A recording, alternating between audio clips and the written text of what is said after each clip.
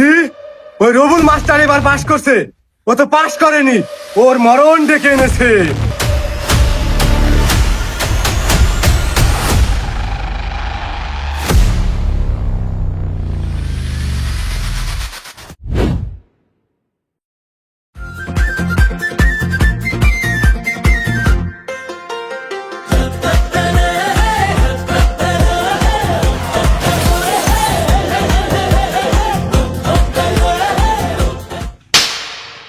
বেটা দিয়ে গাড়ি চালাইতে পারিস না, গাড়ি চালাইতেছিস কেন? দিলি তো জামাটা নষ্ট করে। ভাগ্যিস হাত তো ভাঙে নাই। গাড়ি চল।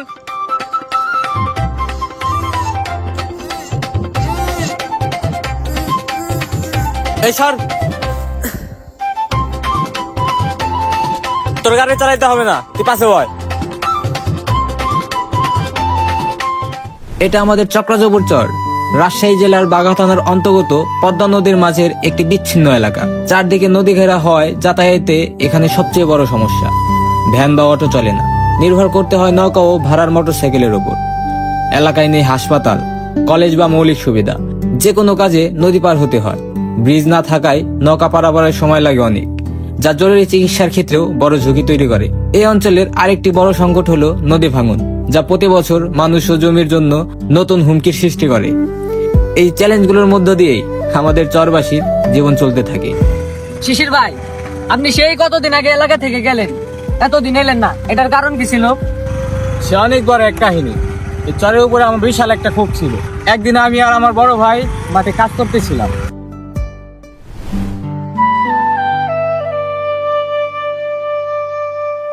কে শিশির, বেলা তো অনেক হলো, বাড়িতে যাবি না? হ্যাঁ, বাড়িতে যাইতেই হবে। এই সামনে যেটুকু কাজ আছে এটুকু সারি আগে।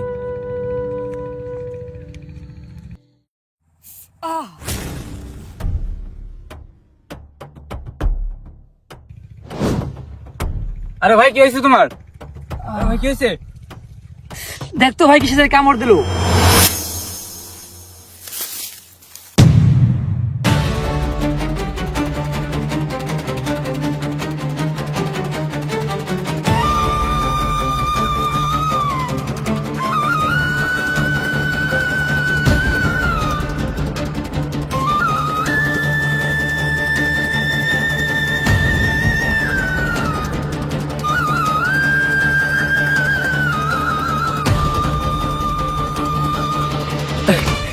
থামেন থামেন।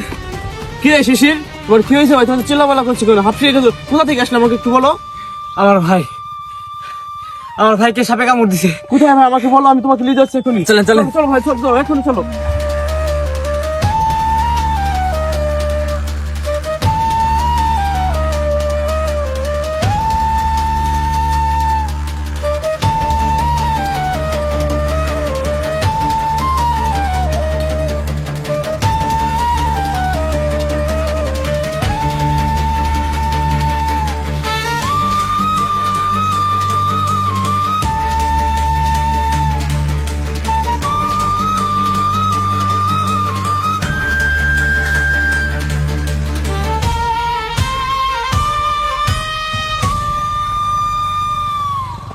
আরে ভাই, একটু ধর চালান না।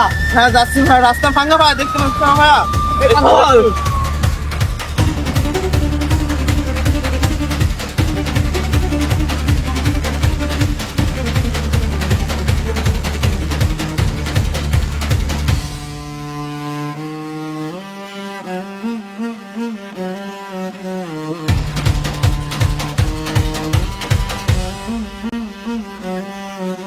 শিশির, দেখো ভাইয়া, তোমার ভাই কেমন যেটা করছে ভাই। তুমি কিছু একটা ব্যবস্থা করো ভাই, ইমার্জেন্সি কিছু একটা ব্যবস্থা করো ভাইয়া। নৌকা তো পাচ্ছি না, এখন কি করবো? আসবে ভাই, দাঁড়া ভাই, ভাই দাঁড়া ভাই, একটু শান্ত হও ভাই, আসবে নৌকা। ভাই এই কথা বল। এই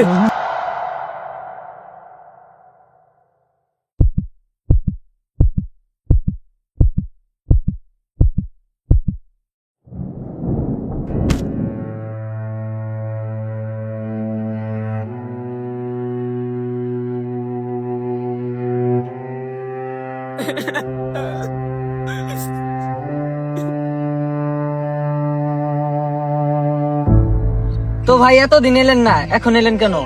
এবার আসার ইচ্ছা ছিল না, তো এবার আমার বাবা নির্বাচন করছে, এই জন্য আসতে হলো। চল।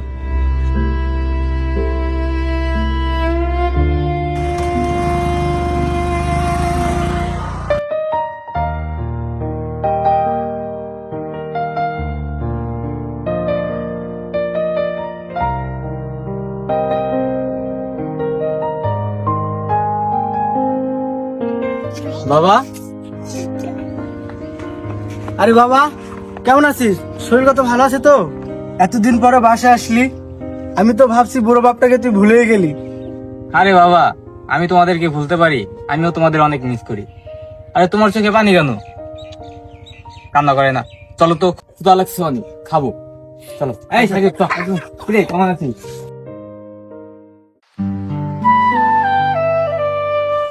বাবা, আমি একটু বাইরে যাবো, এলাকাটা একটু ঘুরে আসি। আচ্ছা ঠিক আছে, যা, দেখে শুনে যাস। এই সাকিব, চল। আর শোন, শান্তক সাথে করে নিয়ে যা, এলাকার ভাব ভালো না। আর শান্ত, ওর সাথে যা, এলাকাটা ঘুরে ঘুরে দেখা হবে। আচ্ছা ঠিক আছে। আচ্ছা। আচ্ছা চলেন ভাই, এলাকাটা ঘুরে একটু, অনেকদিন ধরে এলাকা দেখা হয় না।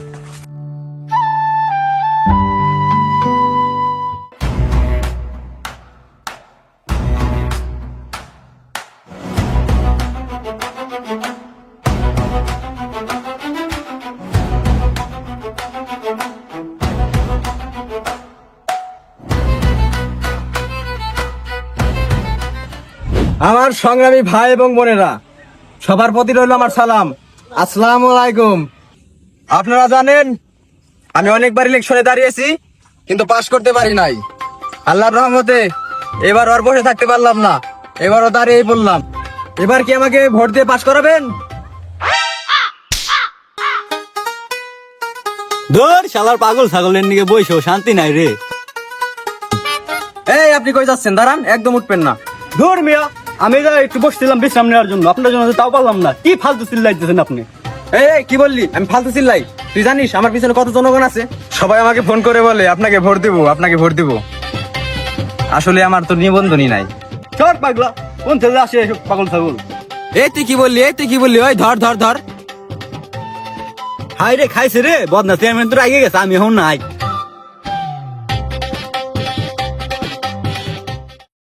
আরে ভাই, এটা কে?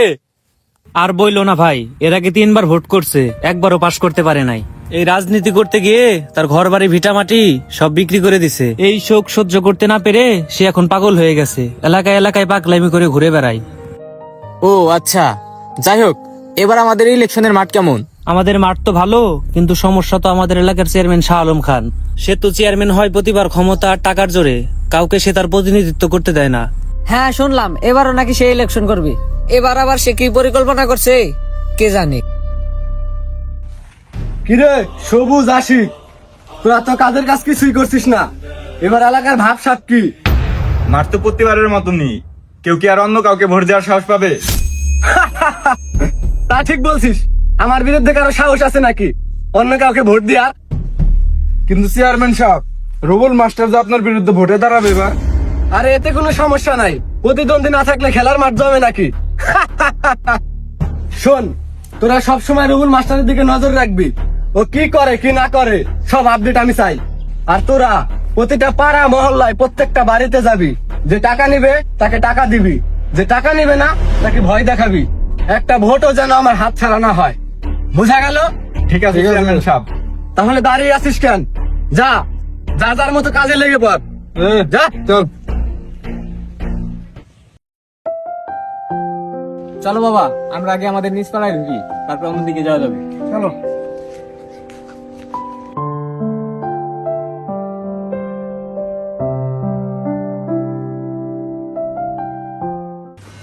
আরে আরে আরে আরে, কি হলো? সবাই এভাবে উঠে গেল কেন? মনে হয় ওদের সবার কাজ আছে। আচ্ছা সমস্যা না, চল গ্রামের দিকে ঢুকি। আচ্ছা চলো।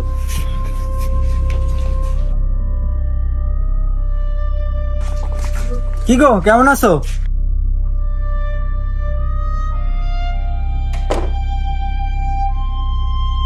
হ্যাঁ, চলো।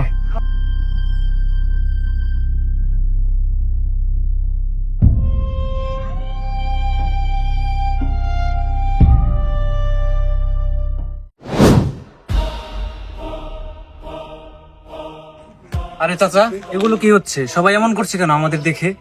মনে হয় আমাদের দেখে সবাই ভয় পাচ্ছে। আমি বুঝতে পারছি বিষয়টা কেন এমন হচ্ছে। কেন হচ্ছে বাবা? সবাই চেয়ারম্যানের ভয়, সবাই ভাবছে ওই চেয়ারম্যানের বিরুদ্ধে গেলে চেয়ারম্যান সবার ক্ষতি করে ফেলবে। তাহলে এখন আমরা কি করব বাবা? কি আর করবো, চল বাড়ির দিকে যাই। তারা যদি কখনো ভয়কে জয় করে নেয়ার পথে আসতে পারে আর চেয়ারম্যানের দুঃশাসন যদি সবাই বুঝতে পারে তাহলে নিশ্চয়ই একদিন আসবে। চল, এখন আর কোথাও যাবো না। চলো।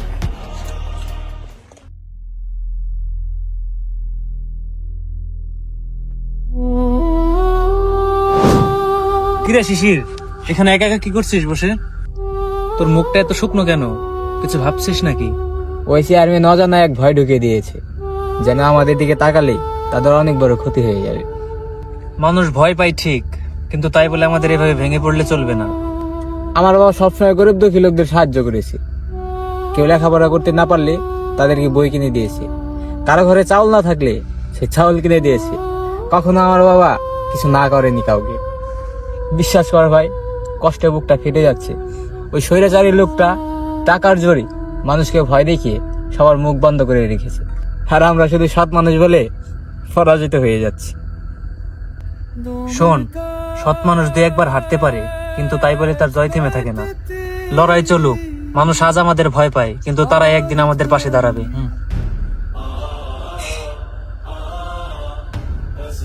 কিরে, হঠাৎ এভাবে হেসে উঠলি? কিছু একটা ভাবছিস, আমি নিশ্চিত। ভাবছি। শোন, এভাবে বসে থাকলে চলবে না। এভাবে বসে থাকলে কেউ আমাদের জন্য কিছু করবে না। আমাদেরকে কিছু একটা করতে হবে, কিন্তু একটু অন্যরকম ভাবে। মানে কি? কি করতে চাইছিস তুই? শোন, আমার মাথায় একটা প্ল্যান আছে, কিন্তু সব চুপে চাপে করতে হবে।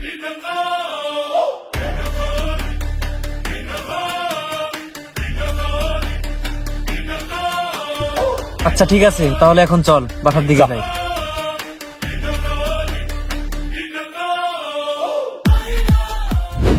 শহরের ভেতর চাপা কান্না, দেয়ালে আঁকা রক্তের দাগ, চোখের জলে লুকিয়ে রাখা কত স্বপ্ন হলো আজও ফাঁস লাগালো। তীর আঘাতে ভাঙেনি মন, চাপা গলায় হলে উঠে গান। দেশের মাটি, মাঠ, মানুষ আজ চাই একটাই ঘোষণা, জান আমাদের অধিকার, আমাদের ম্যান্ডেট।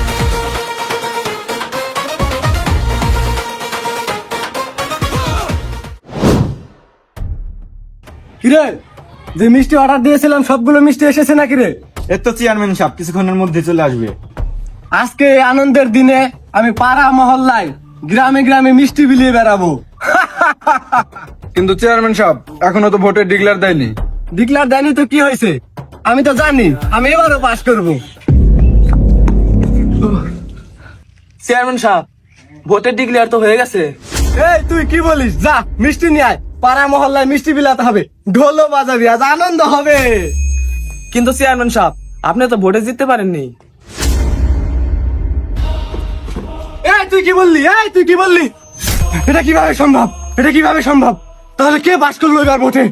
ও রবিউল মাস্টার ভোটে পাস করছে এবার। কি? ওই রবুল মাস্টার এবার পাস করছে? ও তো পাস করেনি, ওর মরণ ডেকে এনেছে।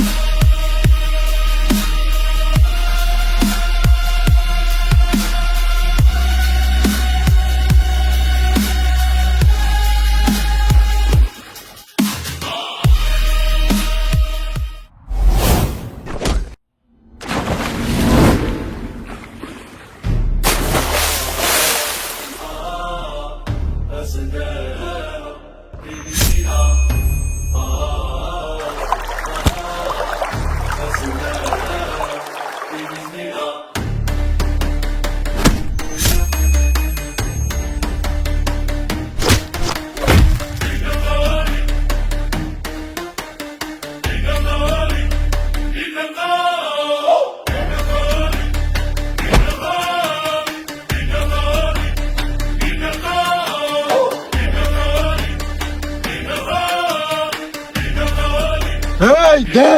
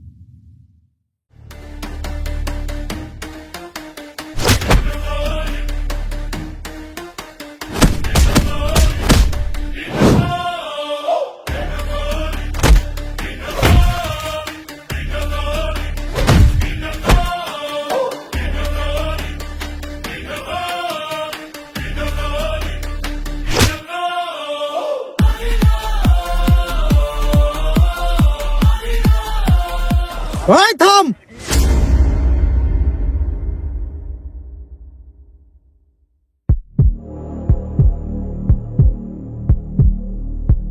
যে ভয় পায় তাকে আর তাড়তে হয় না, তাকে ছেড়ে দিতে হয়। চলে আয়।